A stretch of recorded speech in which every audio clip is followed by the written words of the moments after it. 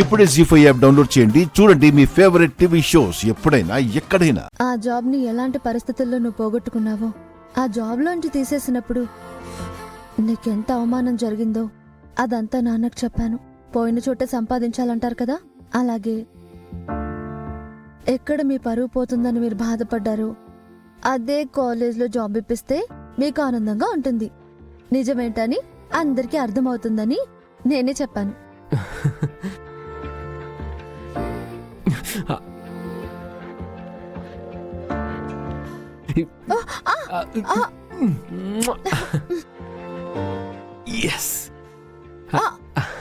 అందుకే మనం made for each other అంటారు.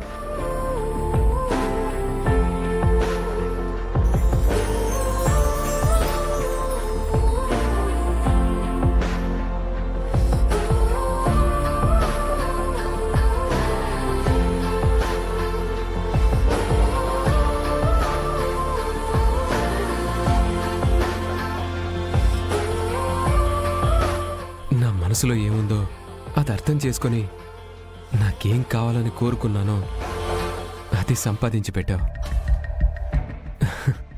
Thank you so much.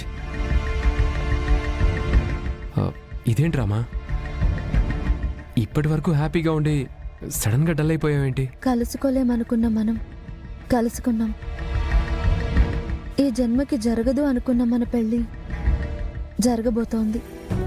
కానీ మనం కలవాలి, మన ప్రేమ గెలవాలని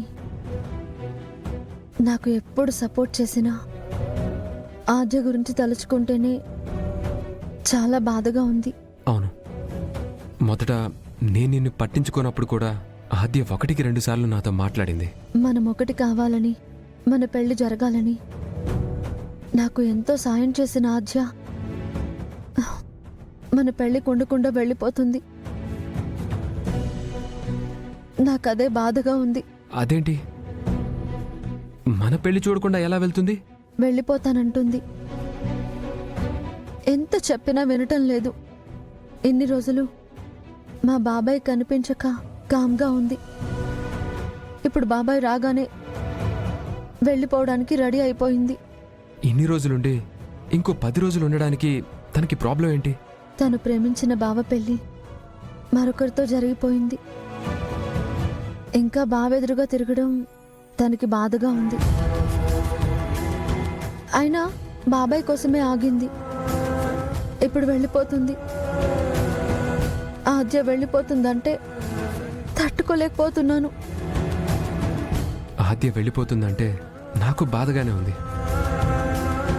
మన పెళ్లి చూడాలని అందరికన్నా ఎక్కువగా కోరుకుని తనే పెళ్లికి లేకుండా వెళ్ళిపోవడం ఏంటి? నాకు అదే బాధగా ఉంది. ఏం చేయాలో అర్థం కావడం లేదు.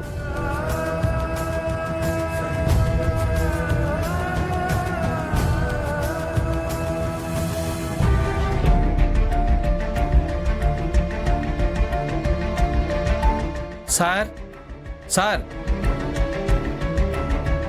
ఎవరండి? నమస్తే అమ్మా. నమస్తే. నేను పోలీస్ డిపార్ట్మెంట్ నుండి ఎంక్వైరీ కోసం వచ్చాను.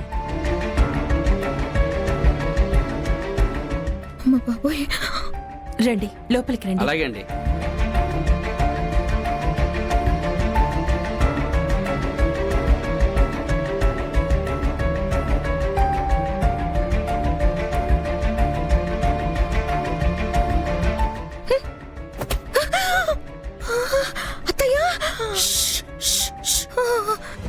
మీరిక్కడేం చేస్తున్నారు?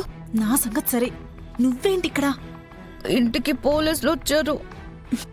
అది వినే నేను ఇక్కడికి వచ్చి దాక్కున్నాను. నువ్వెందుకు వచ్చావే?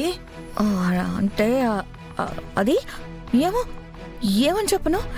దేనికోసం వచ్చారో ఏంటో అని భయం వేసి వచ్చి దాక్కుండిపోయాను. నువ్వెందుకు దాక్కున్నావు? తమరేం ఘనకార్యం చేశారో తెలీదు. ఏది చేసినా నా మడికే చుట్టుకుంటుంది కాబట్టి భయంతో వచ్చి దాక్కున్నాను. అసలు పోలీసులు ఎందుకు వచ్చారంటావు? ఏమో, నాకేం తెలుసు. నంగరాచి తుంగబుర్రవు మరి. ఆ రోజు గుడిలో నాతో కరెంట్ ఆఫ్ చేయించావు కదా, దాని గురించే పోలీసులు వచ్చారేమో. నాకు అదే అనుమానంగా ఉంది. ఆద్యని మంటల్లోకి తోసి చంపబోయానని పోలీసులకి తెలిసిపోయి ఉంటుందా? లేకపోతే పోలీసులు ఎందుకు వస్తారు? ఇప్పుడు మనల్ని అరెస్ట్ చేసి చీపెక్కించుకుని తీసుకుపోతారంటావా? అత్తాకోడళ్ళిద్దరూ సరిపోయారు. పోలీస్ వచ్చింది మర్డర్ గురించి కాదు. ఆ మాట అనకు పార్వతి.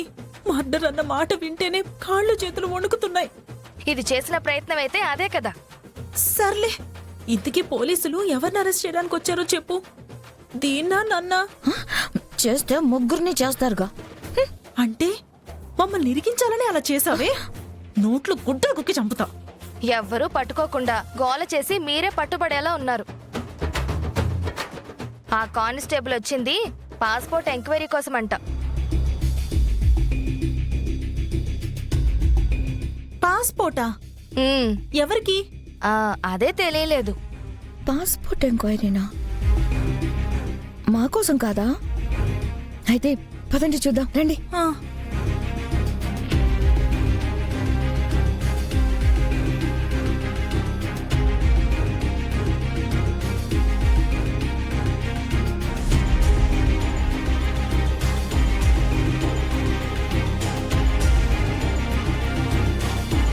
నమస్తే సార్. నమస్తే. పాస్పోర్ట్ ఎంక్వైరీ కోసం వచ్చారండి. అవును సార్. మన ఇంట్లో పాస్పోర్ట్తో అవసరం ఎవరికుంది? నేనే అప్లై చేశాను నాన్న.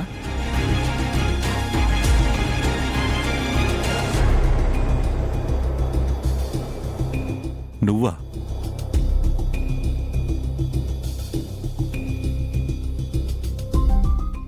నీకెందుకురా పాస్పోర్టు? ఏ అమెరికా వెళ్ళిపోదామనా?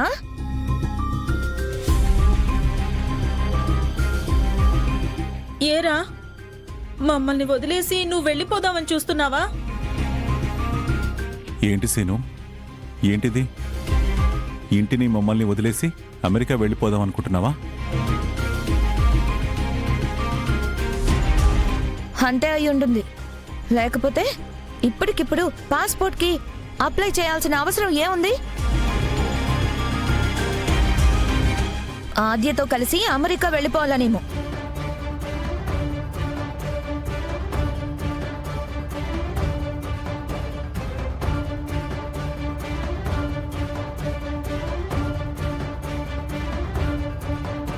ఏంటి సీను, అలాంటి ఆలోచన ఏమైనా ఉందా?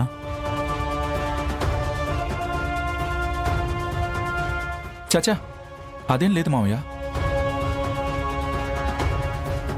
రేపు జాబ్ వస్తే వాళ్ళు ఏదైనా కంట్రీకి వెళ్ళమంటే వెళ్ళాలి కదా, లేదా ఏదైనా బయట దేశంలో జాబ్ వచ్చినా వెళ్ళాలి కదా.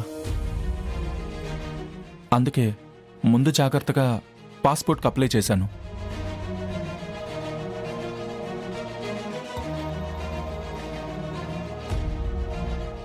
ఉద్యోగం కోసమా? అనవసరంగా కంగారు పడ్డాన్రా. జీ5 యాప్ డౌన్లోడ్ చేసి అన్ని ఎపిసోడ్స్ పూర్తి ఉచితంగా చూడండి.